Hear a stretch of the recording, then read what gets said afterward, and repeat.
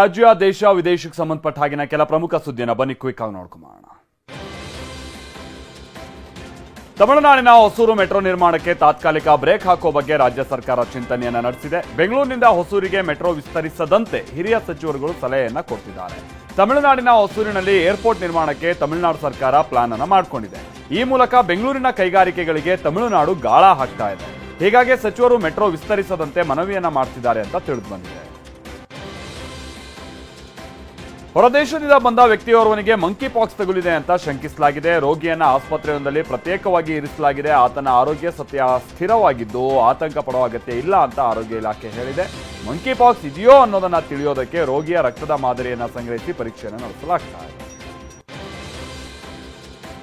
ನಕಲಿ ವೈದ್ಯನೋರ್ವ ಯೂಟ್ಯೂಬ್ನಲ್ಲಿ ವಿಡಿಯೋ ನೋಡಿ ಸರ್ಜರಿ ಮಾಡಿರುವ ಘಟನೆ ಬಿಹಾರದ ಸರನ್ ಎಂಬಲ್ಲಿ ನಡೆದಿದೆ. ನಕಲಿ ವೈದ್ಯನ ಉಚ್ಚಾಟಕ್ಕೆ 17 ವರ್ಷದ ಬಾಲಕ ಉಸಿರು ಚೆಲ್ಲಿದ್ದಾನೆ. ಬಾಲಕನ ಪಿತ್ತಕೋಶದಲ್ಲಿರುವ ಕಲ್ಲನ್ನ ತೆಗೆಸೋದಕ್ಕೆ ಆಸ್ಪತ್ರೆಗೆ ಬಂದಿದ್ದ. ಈ ವೇಳೆ ನಕಲಿ ವೈದ್ಯ ಯೂಟ್ಯೂಬ್ ಅನ್ನ ನೋಡಿ ಆಪರೇಷನ್ ಮಾಡಿದ್ದಾನೆ. ದೇಹವನ್ನ ಆಸ್ಪತ್ರೆಯಲ್ಲೇ ಬಿಟ್ಟು ವೈದ್ಯರು ಹಾಗೆ ಆತನ ಜೊತೆಗಿದ್ದಂಥವರು ಪರಾರಿಯಾಗಿದ್ದಾರೆ.